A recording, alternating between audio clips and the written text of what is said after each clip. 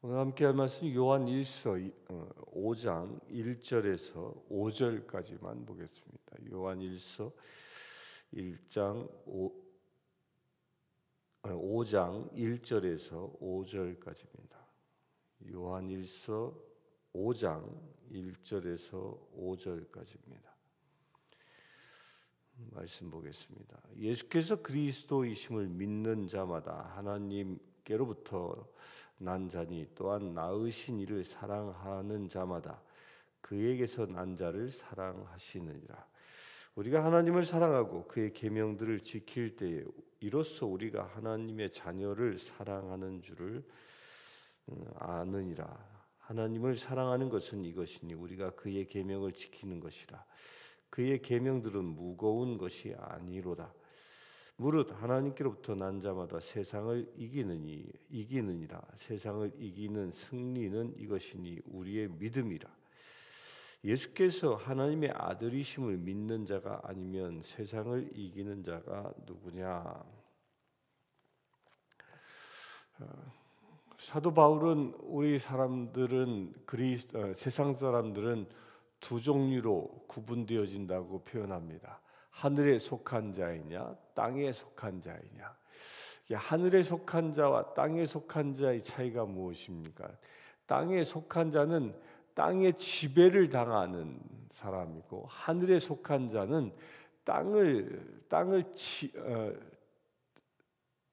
지배하는, 곧 이기는 자라는 것입니다. 땅으로부터 승리하는 자, 이게 하늘에 속한 자의 은혜인 겁니다. 오늘 사도 요한도 이와 똑같은 표현을 합니다. 우리는 세상을 이기는 자다. 세상을 이기는 자다. 그러니까 우리는 세상에 속해 있는, 세상에 속하여 세상의 지배를 당하는 자가 아니라 세상을 이겨 하늘에 속한 자이다라고 얘기합니다. 그 세상에 속한 자와 하늘에 속한 자의 그 차이가 어디에 있습니까? 예수님도 비유를 들어서 얘기하신 바가 있습니다. 세상에 속한 자, 천국 잔치를 베풀어 놓고 사람들을 초대하기 위하여 종들을 세상에 보냈습니다. 그런데 종들이 만난 사람들은 나는 소도 사야 하고 장가 가야 하고 밭도 가봐야 하고 여러 가지 세상 일에 바빠서 천국에 갈 수 없다라고 말합니다. 그 잔치에 갈 수 없다라고 얘기합니다. 그 비유의 말씀의 가장 중요한 핵심이 무엇입니까? 그들의 마음은 다 천국 잔치에 있는 것이 아니라 세상에서 살아가는 일에 그 모든 마음이 다 가 있다라는 반증인 것이죠. 그 세상에 속하여 세상에 끌려 사는 자는 안타깝게도 하나님의 나라의 잔치에 참여할 수 없음을 이야기합니다.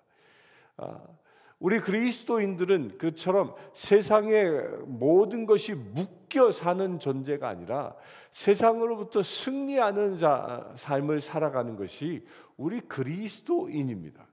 그렇다면 우리가 어떻게 세상으로부터 승리하며 살아갈 수 있겠습니까? 소돔과 고모라의 사건을 보면 하나의 단서를 우리가 찾을 수 있습니다. 소돔과 고모라를 심판하기 위하여 하나님께서 직접 임재하여 오셨습니다. 아브라함에게 그 이야기를 가르쳐 주셨습니다. 또한 롯을 찾아가서 속히 피할 것을 권면합니다. 그러자 롯은 그 다음날 자기 식구들을 데리고 소돔과 고모라를 탈출해서 가는데, 그때 하나님의 사람이 그 롯에게 당부하기를 절대 뒤돌아보지 말라라고 당부합니다. 그래 롯과 그의 두 딸과 아내는 소돔과 고모라를 등지고 도망갑니다. 피해서 도망갑니다. 그러자 뒤에서 소돔과 고모라 성에는 엄청난 유황불이 쏟아져 하늘에 큰 심판을 당합니다. 롯과 두 딸은 뒤돌아보지 않았습니다. 그 엄청난 굉음 소리에도 뒤돌아보지 않았지만 그 롯의 아내만은 뒤돌아보게 됐고 결국 그는 소금 기둥이 되고 말았다고 얘기합니다.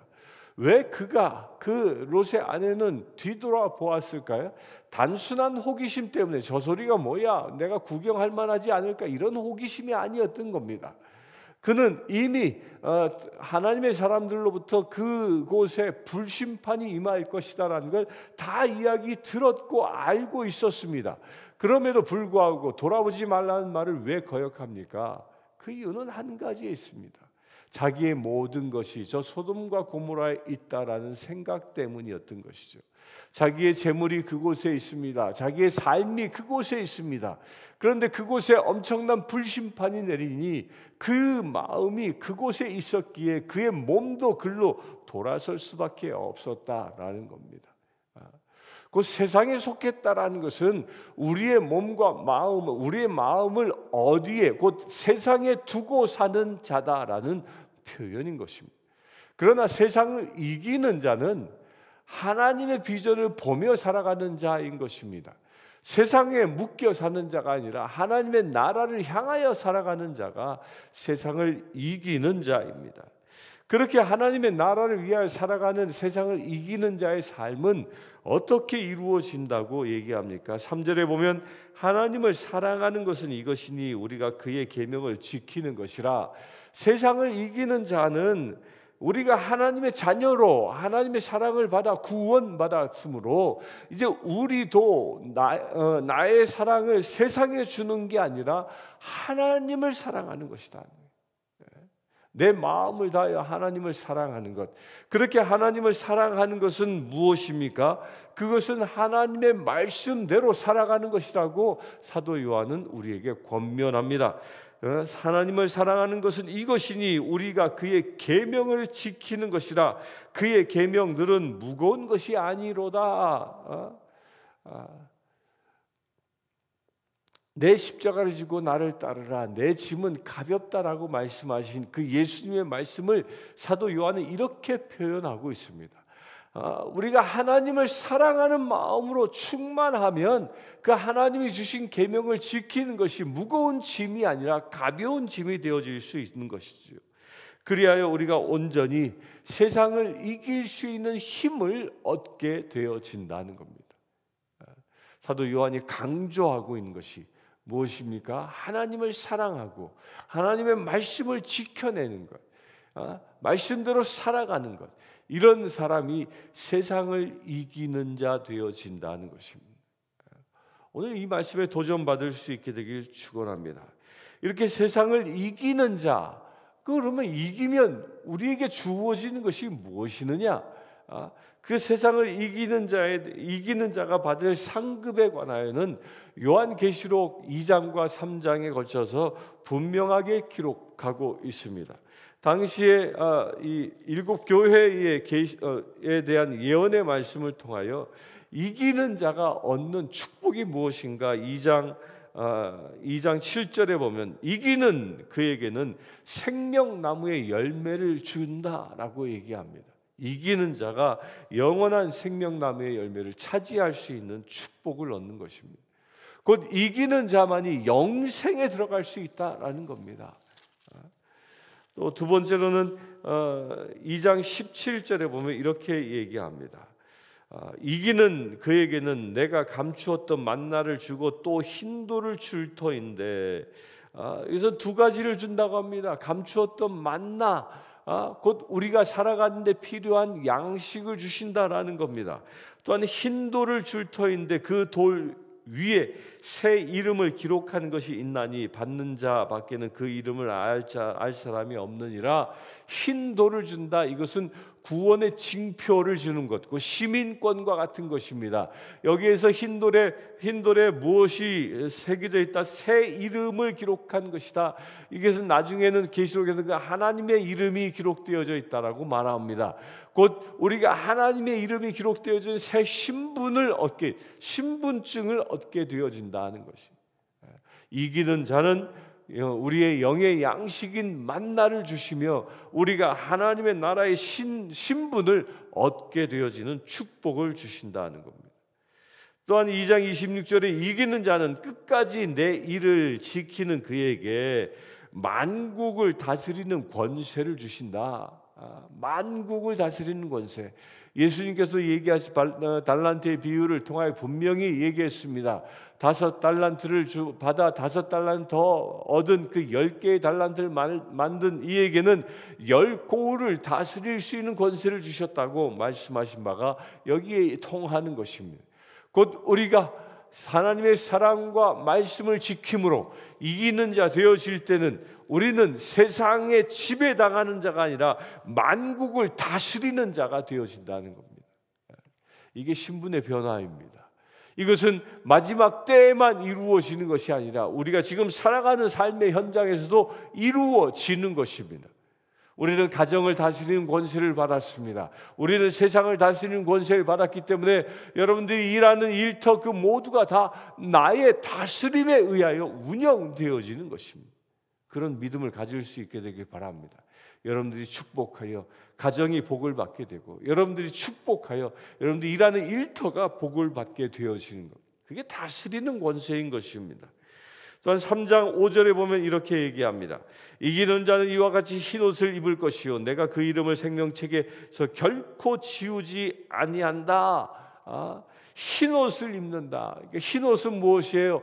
예수 그리스도의 보혈로 그 옷을 빤 것을 이야기합니다. 곧 우리는 이기는 자는 예수 그리스도의 보혈로 모든 죄로부터 용서함을 얻게 되어지고, 그리하여 그가 영원한 생명책에 이름이 기록되어지는 축복을 누린다는 것입니다.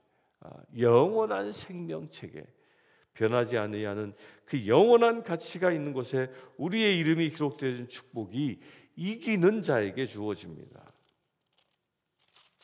또한 3장 12절에 보면 이렇게 얘기합니다. 이기는 자는 내 하나님 성전의 기둥이 되게 하리니. 놀랍지 않습니까?